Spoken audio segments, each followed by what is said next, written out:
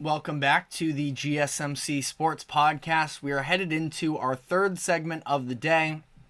We are going to be running through the biggest games and storylines from this past weekend in the NBA. I know that at this point in the season, the NBA can be a little bit dry at times with a bunch of teams no longer really trying if you're not in the top of the playoff hunt.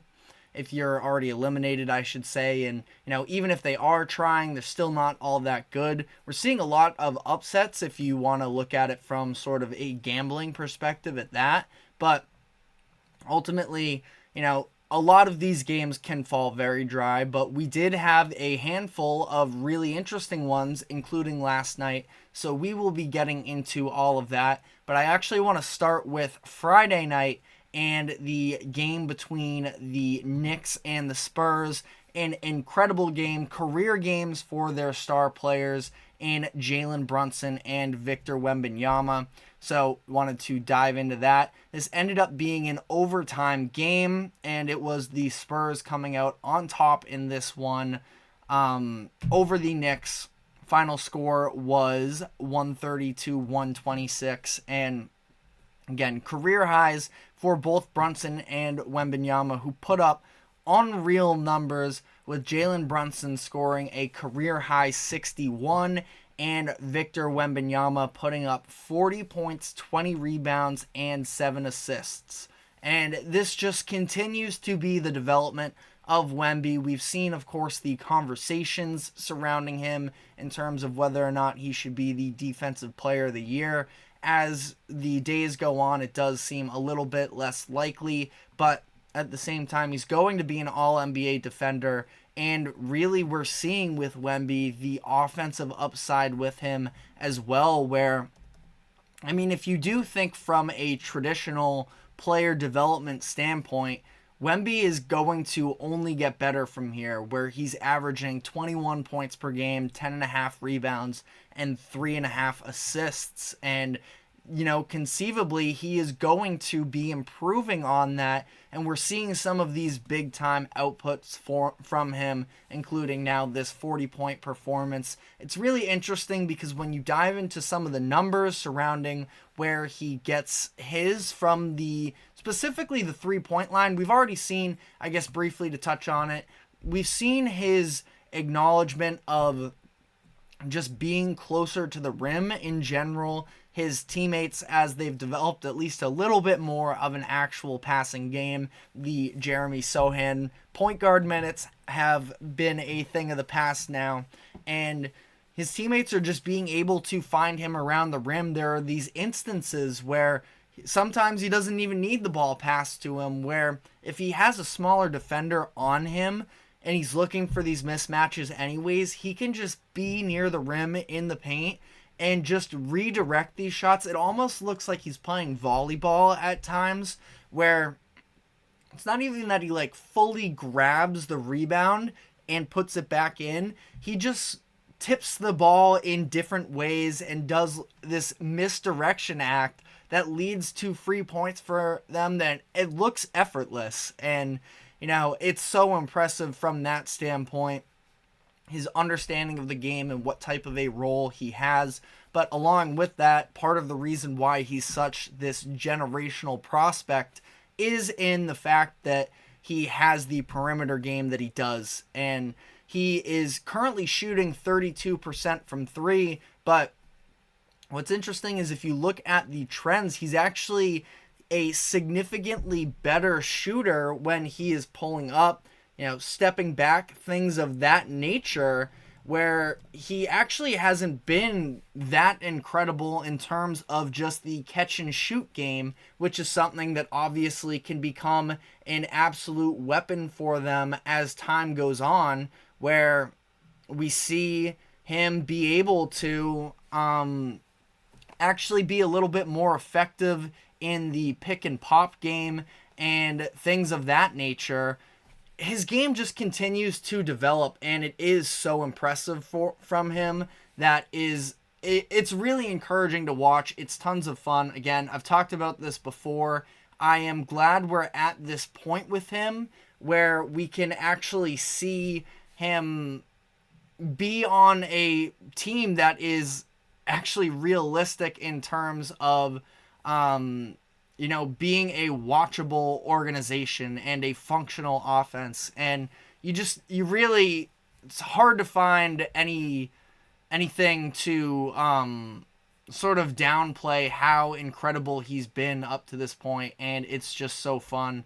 But yeah, as I look here, Wemby's 3-point percentage on catch and shoots alone is 26.6, and yet his effective field goal percentage on catch and shoot is also still not great, and we're seeing him only get better as time goes on here. I think it's very entertaining to watch. In this one, we also had Vassell put together a very nice performance, and Keldon Johnson, who's now coming off of the bench for San Antonio, which I found to be interesting. He had a solid game as well. But I also do want to give Jalen Brunson his flowers a little bit for this performance, coming just 1 point shy of the Knicks franchise record. Melo had 62 a handful of years ago, and Brunson finishes this game with 61. And doing so on pretty solid efficiency, all things considered. 25 of 47. And yeah, 47 is a ton of shot attempts. But when you hit over 50% of them, you really can't complain. And he was the reason they were in that position in the first place, trying to overcome this historic rookie performance from Wemby, where he was the first rookie to have 40 and 20 since Shaquille O'Neal did it in 1993. And again, as we get into these final weeks, I do think that Brunson is only solidifying himself as a second-team All-NBA member this season, where he's just been able to help this Knicks team overcome so many injuries, from Randall dealing with the shoulder. We still don't really have a timeline yet on him. He's sitting at 46 games played at the moment. Playoffs are just a few weeks away. Not sure how much of him we're going to see. OG Anunoby has only played 17 games since they first traded for him, and he's been in and out of the lineup as well. Mitchell Robinson has played just over 20 games as well, only one since early December when he got injured. He did briefly make his return. I think he should be back for the playoffs as well, but they're not overwhelming him just yet at this point. So it's just been a very incredible stretch for Brunson, who's been putting up unbelievable numbers and keeping this Knicks team alive. It would have been easy for them to fall out of the picture, but Brunson has really won the heart of Knicks fans and the city as a whole, where he makes his first All-Star team. He's averaging 28 points per game with 6.5 assists. He's just been tremendous for them, and definitely want to give him his props, because without Brunson, the Knicks are obviously much further down in the standings. As it currently stands, they're 44 and 30 in the 4 seed. Again, this, with the injuries they had, this very easily could have become a lost season, but it's his individual play as well, but it does seem like he's just so beloved by his teammates and as a whole as well, that I really do think he helps elevate them to that next level. Maybe part of it is that Villanova relationship, where we've seen a much higher playing version of Dante DiVincenzo as of late. He's been terrific for them, as well as Josh Hart as well. So wanted to give him some credit on that. But I guess on that note, we can even stick with the Knicks, who also played a tremendous game last night against the Oklahoma City Thunder. They actually come out losing in this one as well, so they dropped their second straight game. Ultimately, again, not an overreaction by any means, but it was just a phenomenal game. Came down to the final seconds, where the teams traded baskets in the final minute or so to end up being an Oklahoma City win in this one. And really, it was Jalen Williams who was just so incredible for them in this game. His efficiency has been tremendous this year, and he did briefly miss some time, but in this one scored 33 points to lead the Thunder on 14 of 18 shooting. And There's also been a quote from the Ringer's Bill Simmons that has sort of been circulating this morning about how he sees some Kawhi Leonard in Jalen Williams. From some of the offensive, mannerisms, I can see that from the way that he just sort of drives his shoulders into defenders. He gets to his spot. He's a good finisher. It's not like he relies heavily on the dribble, although, you can make an argument, at least if we're looking at Kawhi from where he was in his second season, definitely an improved dribbler over Kawhi, and even still, it's more Kawhi using his size, I feel like, to get to his spots than it is necessarily his individual dribble package. I'm not sure if we're ever going to see Jalen Williams become the level of defender that Kawhi Leonard was, especially, prime Kawhi Leonard. That's a very high bar to sort of set there. But we are seeing just some tremendous stuff from him over this season as a whole. He's not going to win it, but could probably make a very solid argument for most improved player as well. On the other side of this game, it was Jalen Brunson scoring 30. He had the couple of baskets and the free throw as well that gave the Knicks a chance at winning this one, but it was Shai Gilgeous-Alexander coming down the stretch and making the jumper with just 2 seconds left that ultimately gave the Thunder the win in this one. So a very nice performance from the Thunder as well, who, as we sort of head into the playoffs here, a lot of people have questions about them because of the youth, the lack of size, all of that, but they're an extremely hungry team. You see how composed they can be in some of these types of moments against playoff caliber teams. I know they're not scared of anyone.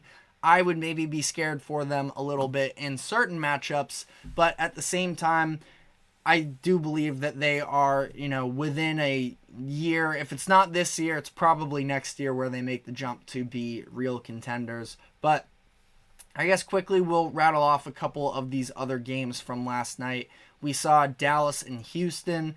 Really, I just wanted to point that out in connection to the Warriors coming away with a win against San Antonio, where we saw the Rockets just get obliterated by the Mavericks in this game, and Luka continues to try and make this late push for being an MVP candidate. 47 points, 12 rebounds, 7 assists in this one, leading the Mavericks to the blowout win. The Rockets had been on this hot winning streak. They just squeaked the game out against the Jazz on Friday, it was, I believe, or it was Saturday. I think it was Friday. But either way, the Rockets' win streak comes to an end here.